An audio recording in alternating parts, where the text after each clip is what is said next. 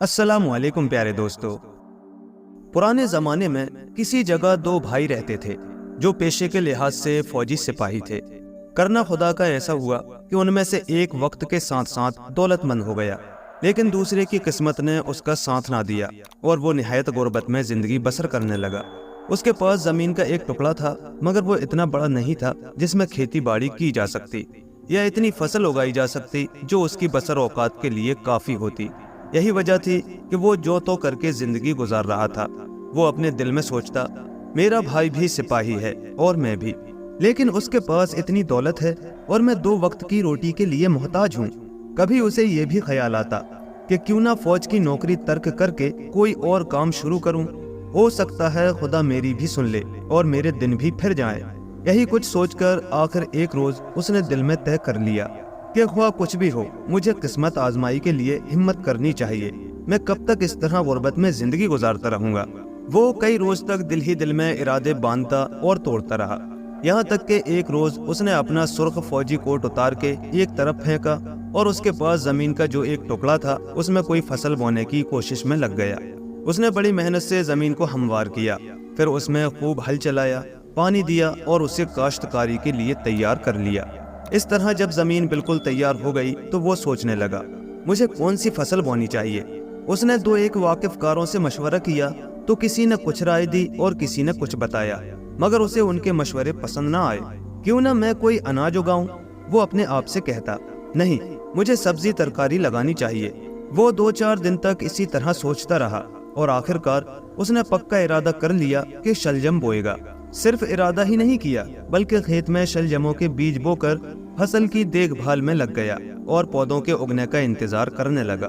उसकी जमीन जरखेज थी, फिर उसमें पहली बार कोई फसल उगाई गई थी, इसलिए चंद ही रोज बाद उसने जो बीज बोए थे उनमें फूटाव शुरू हो गया, जिन्हें देख देख कर वो खुश होता रहा। फिर जब शलजमों के पत्ते बड़े हुए तो वो ये देखकर हैरान रह गया कि एक पौधे के पत्ते दूसरे पौधों की निस्बत बहुत ज्यादा बड़े थे, जो रोज ब रोज और भी बड़े होते जा रहे थे। उस पौधे में एक ही शलजम लगा था जो आहिस्ता आहिस्ता कद्दू से भी बड़ा हो गया। यूं लगता था कि अगर ये इसी तरह बढ़ता रहा तो उसे उठाना किसी एक आदमी के बस की बात ना होगी। उसने आज तक ना तो इतना बड़ा शलजम देखा था और ना इतने शलजम की तवक्को की जा सकती थी। ये एक गैर मामूली और हैरतनाक बात थी। चुनांचे उसने उसे शलजमों के शहजादे का नाम दिया था। एक वही नहीं बल्कि जो भी उसके हजम को देखता हैरत ज़दा रह जाता। फिर जब ये शलजम पूरी तरह नशो व नुमा पा गया तो इतना बड़ा हो गया कि उसे उठाने के लिए एक दो नहीं कई आदमी दरकार थे और लाने ले जाने के लिए बैलगाड़ी की जरूरत थी। वो इतना बड़ा और इस कदर वजनी था कि गाड़ी खींचने के लिए 2 बैलों का होना जरूरी था। गरीब आदमी ये देखकर बहुत खुश था कि उसके खेत में इतना बड़ा शलजम उगा है, मगर दूसरी जानिब उसकी समझ में ये नहीं आ रहा था कि मैं इतने बड़े शलजम का करूँगा क्या, कहाँ ले जाऊँगा। इसके साथ ही साथ वो ये भी सोचता, आया ये खुशकिस्मती की दलील है या फिर मेरी बदबख्ती की निशानी है। इस तरह शुरू में जो शलजम उसकी खुशी का बास बना हुआ था और जिसे देखकर उसकी मसरत का ठिकाना ना रहता था, आहिस्ता आहिस्ता उसकी परेशानी का सबब बन गया। वो हर वक्त उसके बारे में सोचता रहता था। एक रोज अपने आप से कहने लगा, मैं इस गैर मामूली शलजम का क्या करूँगा। अगर मैं इसे फरोख्त करता हूँ तो इसकी भी दूसरे शलजमों की तरह कीमत मिलेगी। हो सकता है कि पकाने के बाद ये मुख्तलिफ जायके का हो सकता है ये आम शलजमों से ज्यादा लजीज हो, मगर इससे मेरी गुर्बत तो खत्म नहीं हो सकती। वो कुछ देर तक परेशानी के आलम में सोचता रहा। फिर मैं इसका क्या करूँ। मुसीबत के खात्मे के लिए शलजम बोए थे और ये उल्टा मेरे लिए नई मुसीबत बन गया है। वो सोचता और बार बार अपने आप से सवाल करता। आखिर उसके जहन में एक तरकीब आई और वो खुशी में जैसे उछल पड़ा। बिल्कुल ठीक है, यही करना चाहिए। उसने अपने हाथ पर हाथ मारते हुए खुद को दाद दी और कहने लगा, मेरे लिए बेहतर यही होगा कि मैं ये गैर मामूली शलजम बादशाह के दरबार में ले जाऊं और इसे तोहफे के तौर पर पेश कर दूं। बादशाह ने यकीनन इतना बड़ा शलजम नहीं देखा होगा, इसलिए वो इसे देखकर बहुत खुश होगा।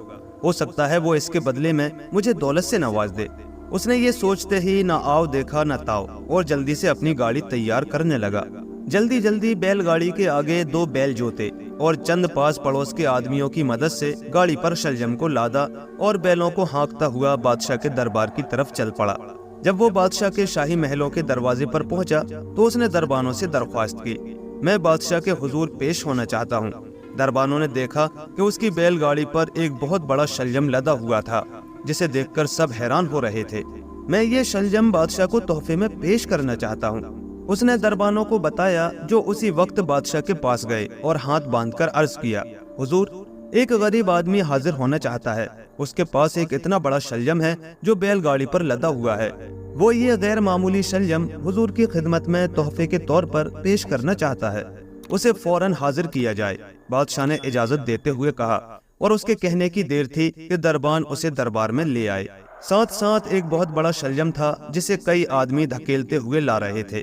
غریب آدمی نے بڑے ادب سے جھک کر بادشاہ کو آداب کیا اور ہاتھ باندھ کر عرض کیا، بادشاہ سلامت، میں ایک غریب آدمی ہوں، میری زمین میں یہ عجیب و غریب شلجم اگا ہے، اتنا بڑا شلجم اس سے پہلے کسی نے نہیں دیکھا ہوگا، میں یہ شلجم حضور کی خدمت میں تحفے کے طور پر پیش کرنے کی اجازت چاہتا ہوں۔ بادشاہ نے بھی خوشی اور حیرت کے ملے جلے جذبات میں شلجم کی طرف دیکھا اور اس کے منہ سے بے اختیار نکلا، واقعی یہ عجیب و غریب ہے۔ وہ لمحہ بھر کے لیے شلجم کی طرف دیکھتا رہا اور پھر کہنے لگا، میں نے اپنی زندگی میں بہت سی عجیب و غریب اور حیران کر دینے والی چیزیں دیکھی ہیں، لیکن اتنا بڑا شلجم نہ کبھی دیکھا اور نہ اس کے بارے میں کبھی سنا ہے۔ میرا خیال ہے آپ لوگوں نے بھی کبھی اتنا بڑا اور عجیب و غریب شلجم نہیں دیکھا ہوگا۔ بادشاہ نے اتنا کہہ کر اپنے درباریوں کی طرف ایک نظر دیکھا۔ حضور نے سچ ارشاد فرمایا، ہم نے آج تک اتنا بڑا شلجم نہیں دیکھا۔ تمام درباریوں نے دست بستہ جواب دیا۔ اس پر بادشاہ نے غریب آدمی کو مخاطب کرتے ہوئے پوچھا، تم نے اس شلجم کے لیے بیج کہاں سے حاصل کیا، یا پھر یہ تمہاری خوش قسمتی ہے کہ تمہاری زمین میں یہ اگ آیا ہے؟ اگر یہ بات ہے تو تم واقعی قسمت کے دھنی ہو۔ او نہیں بادشاہ سلامت، ایسا نہیں ہے، وہ جلدی سے بول پڑا، پھر عاجزی سے بولا، حضور والا، میں قسمت کا دھنی نہیں ہوں، میں تو ایک غریب سپاہی ہوں جس کے پاس اپنی گزر اوقات کے لیے بھی کافی پیسے نہیں ہیں۔ یہی وجہ ہے کہ میں نے اپنی تھوڑی سی زمین کو تیار کر کے اس میں سبزیاں لگائیں، جن میں یہ بڑا شلجم پیدا ہوا جو اس وقت آپ کے حضور پیش ہے۔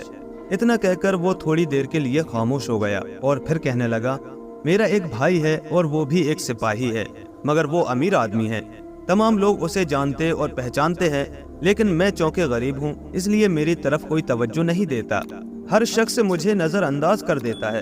جب وہ یہ باتیں کر رہا تھا اس وقت اس کی آنکھوں میں آنسو تھے۔ یہ دیکھ کر بادشاہ کو اس پر بڑا رحم آیا۔ وہ کہنے لگا، فکر مت کرو، اب تم غریب نہیں رہو گے، ہم تمہیں اتنی دولت دیں گے کہ تم اپنے بھائی سے بھی زیادہ امیر ہو جاؤ گے، اب تمہیں کوئی نظر انداز نہیں کرے گا۔ بادشاہ نے اسے بہت سا مال و دولت دیا، بہت سی زمین بھی دی اور اس کے ساتھ مویشیوں کا غلہ بھی دیا تاکہ وہ اپنی زمین پر بڑے پیمانے پر کاشتکاری کر سکے۔ اس طرح اب وہ امیر ہو گیا تھا اور اس کے پاس بھائی سے بھی زیادہ دولت اور مال و متاع ہو گیا تھا۔ اب وہ بھائی سے کہیں زیادہ امیر بن چکا تھا۔ دوسری طرف جب اس کے بھائی کو اس کا علم ہوا کہ کس طرح اس کی زمین میں ایک بہت بڑا شلجم ہوگا جو اس نے بادشاہ کو تحفے میں دیا اور اس کے بدلے میں اسے بہت سا مال و دولت اور زمین ملی ہے جس کی وجہ سے وہ اس سے بھی زیادہ امیر ہو گیا ہے، تو وہ اپنے بھائی سے جلنے لگا۔ دل ہی دل میں سوچنے لگا، مجھے بھی کسی طرح بادشاہ کو خوش کرنا چاہیے تاکہ وہ مہربان ہو کر میرے بھائی کی طرح مجھے بھی مال و دولت سے نواز دے۔ اس کے ساتھ ہی وہ اپنے آپ سے کہنے لگا، میرا بھائی تو بے وقوف ہے، اس نے بادشاہ کو شلجم کا تحفہ دیا، مگر میں اس سے زیادہ ہوشیاری اور عقل مندی سے تحفہ لے کر جاؤں گا اور اپنے بھائی سے کہیں زیادہ مال و دولت حاصل کروں گا۔ اس کا خیال تھا کہ اگر وہ بادشاہ کی خدمت میں قیمتی تحفے پیش کرے گا تو بادشاہ اس کو زیادہ مال و دولت دے گا۔ چنانچہ اس نے بیش قیمت ہیرے جواہرات اور چند اعلیٰ نسل کے گھوڑے لیے اور بادشاہ کے محل کی طرف چل پڑا۔ جب وہ بادشاہ کی طرف جا رہا تھا تو اپنے دل ہی دل میں خوش ہوتے ہوئے خود سے کہہ رہا تھا، میرے بھائی کو صرف ایک شلجم کے بدلے میں اتنی ساری دولت مل گئی، لیکن میں تو بادشاہ کو بیش قیمت تحفے دوں گا، اس لیے مجھے یقیناً زیادہ نوازا جائے گا۔ یہی کچھ سوچتا ہوا وہ دربار میں پہنچ گیا اور دربانوں سے کہا، میں بادشاہ کے حضور کچھ تحفے پیش کرنا چاہتا ہوں۔ جو ہی بادشاہ کو اطلاع دی گئی اس نے فوراً اسے اپنے حضور طلب کیا۔ اس نے دربار میں پہنچ کر فوراً وہ تمام تحائف پیش کر دیے جو وہ اپنے ساتھ لے کر گیا تھا۔ بادشاہ نے تحفے قبول کر لیے اور اس کے ساتھ بڑی مہربانی کا برتاؤ کیا، عزت سے اپنے پاس بٹھایا اور کہا، ہم تمہارے تحفوں کی بہت قدر کرتے ہیں اور بخوبی قبول کرتے ہیں۔ جو ہی بادشاہ نے یہ الفاظ کہے وہ دل ہی دل میں خوش ہونے لگا کہ اب تو کام بن گیا، میری تمنا پوری ہونے والی ہے، میری تجویز کامیاب ہو گئی۔ ادھر تو وہ یہ سوچ رہا تھا اور دوسری جانب بادشاہ کسی ادھیڑ بن میں مبتلا تھا۔ اس نے کہا، ہماری سمجھ میں نہیں آ رہا کہ ہم تمہیں کیا عنایت کریں۔ ہم چاہتے ہیں کہ تمہیں کوئی انتہائی غیر معمولی چیز دی جائے۔ اس کے ساتھ ہی اس نے خدمتگاروں کو حکم دیا، اس شخص کو وہ عجیب و غریب بڑا شلجم انعام میں دے دیا جائے جو چند روز پہلے ہمیں پیش کیا گیا تھا۔ بادشاہ کے حکم کی دیر تھی کہ فوراً شاہی خادم آگے بڑھے اور اسے ساتھ لے کر دربار سے باہر لے آئے۔ اس نے بہت بار کوشش کی کہ بادشاہ سے کچھ کہے، لیکن شاہی خادموں نے اسے بولنے نہ دیا۔ اس کی فریاد کسی نے نہ سنی۔ پھر یہ ہوا کہ اسے زبردستی وہ انتہائی بڑا شلجم دے دیا گیا جسے وہ مجبوراً بیل گاڑی پر لاد کر گھر لے آیا۔ وہ تو دولت کے لالچ میں گیا تھا، مگر اس لالچ میں اس کی اپنی دولت بھی چلی گئی اور الٹی ایک نئی مصیبت گلے پڑ گئی۔ اب اس کی سمجھ میں نہیں آ رہا تھا کہ اس پہاڑ جیسے شلجم کا کیا کرے۔ وہ تو اپنے آپ کو چالاک سمجھ رہا تھا، لیکن اس کی چالاکی اور مکاری ہی اس کے لیے مصیبت کا سبب بن گئی تھی۔ اسے لینے کے دینے پڑ گئے تھے۔